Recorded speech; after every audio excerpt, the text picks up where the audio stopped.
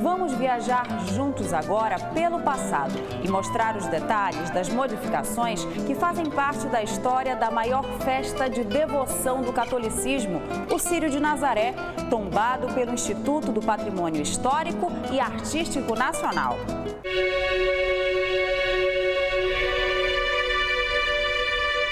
Imagine o Círio de Nazaré sem a corda e a berlinda. O trajeto da procissão mudava a cada ano. A divulgação do percurso era feita no jornal. As principais mudanças que transformaram o Círio no que é hoje foram feitas no século XIX. Nossa viagem agora é para 1854. A grande procissão era realizada à tarde, mas neste ano houve uma chuva muito forte. A multidão se dispersou e no ano seguinte, a Irmandade que organizava a festa mudou o horário. Foi explicado à população que a chuva estragava a ornamentação dos carros e a vestimenta dos fiéis. Houve protestos, mesmo assim, a mudança foi mantida até hoje. 21 de setembro de 1850. A foto mostra as ruas do centro comercial, como a Santo Antônio e Largo de Santana.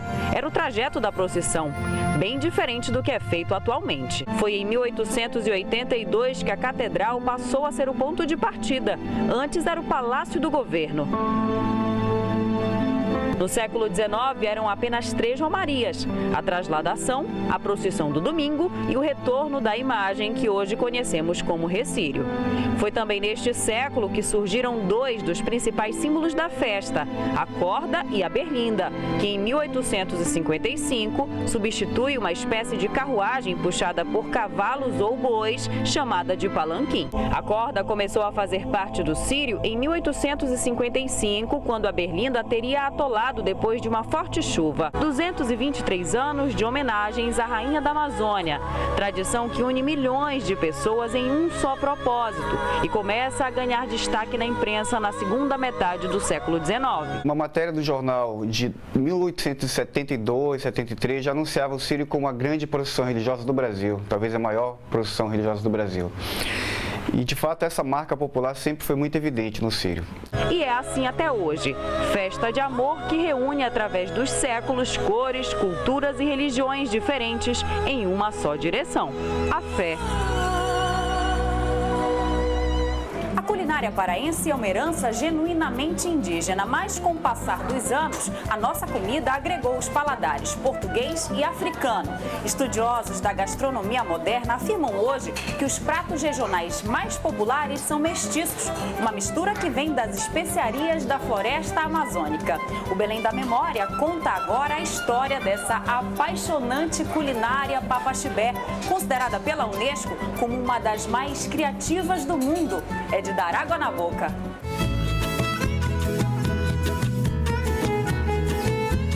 Memória de paraense tem gosto e cheiro da cozinha de casa. Só de falar os nomes dá água na boca. Tacacá, maniçoba, açaí, cada um tem uma preferência. Quem se dedica a esse universo delicioso entende bem do paladar papaxibé. Nas receitas, partes importantes da nossa história. São 3 culturas, são 3 grandes matrizes em relação à culinária paraense. É a matriz indígena, que é em grande medida a essência da culinária paraense. Se nós formos analisar o tacacá, a maniçoba e outras derivações dela são da culinária indígena. Só que isso veio se somando também à culinária negra e à portuguesa, principalmente em relação à questão de condimentos.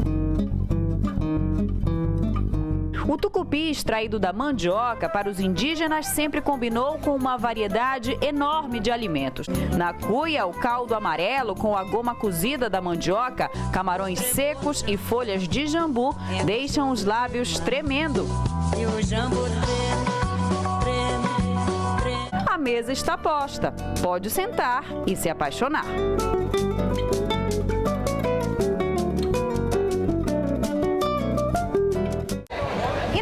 como falar da culinária sem lembrar os cheiros e sabores desse lugar. O Ver-o-Peso, cartão postal da cidade que exala beleza e originalidade.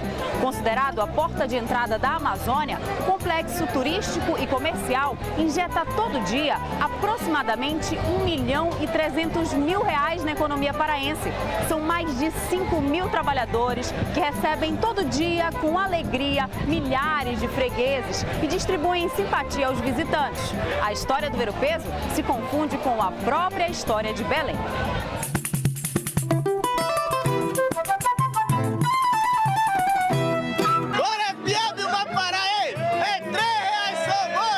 A propaganda sempre convence. E como não dar a alma em troca do negócio de cada dia?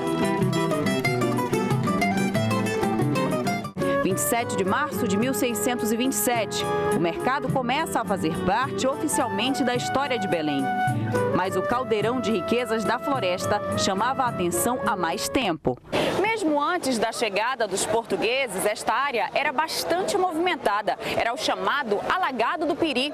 Todo o deslocamento era feito de barco. O local ficava entre tribos de índios que vinham aqui trocar peles de animais, frutas, peixes. Mas mesmo antes do aterramento, o espaço ganhou a importante função que deu o nome de hoje, Ver-o-Peso. Da janela, um retrato com todos os elementos que ajudaram a construir essa história. Bete Cheirosinha, graça, Nazaré, poder de convencimento, charme, talento. Ver Belém, ver muito mais que uma cidade desse universo verde. Ver-o-Peso não é uma aula sobre a cidade, Ver-o-Peso é uma aula sobre a Amazônia. 19.000 mangueiras que deixam Belém com a cara de Belém. As árvores foram trazidas à cidade pelas mãos do intendente municipal Antônio Lemos, que promoveu a urbanização da capital entre os anos de 1897 e 1911. Um diferencial que nos rendeu o apelido carinhoso de Cidade das Mangueiras. Nazaré e São Brás são considerados os bairros mais verdes de Belém. Neles estão concentrados de 20% a 40% das árvores da cidade, com destaque para a mangueira, vegetal trazido pelos portugueses por volta de 1700, quando faziam as rotas marítimas entre a Europa e a Ásia. As mangueiras são bastante presentes nas fotos de postais da fase áurea da borracha, quando as árvores passaram a ocupar os canteiros centrais da cidade. Antônio Lemos, o intendente de longa visão, tomou a decisão crucial de distribuir mudas da espécie com o objetivo de arborizar a capital paraense e deixá-la mais receptiva aos visitantes. Ao contrário da Europa, que à época já começava seu processo de desmatamento desenfreado. Belém é a única capital que você tem árvores de grande porte na sua arborização. Né? E depois se diversificou com outras espécies, né? Se plantou ficus, se plantou oiti. A mangueira foi incorporando ao patrimônio da cidade. Sensação térmica agradável, estética sem igual. É por isso, e por muito mais, que Belém, com seus mais de 1.500.000 habitantes, sempre foi e sempre será a Cidade das Mangueiras.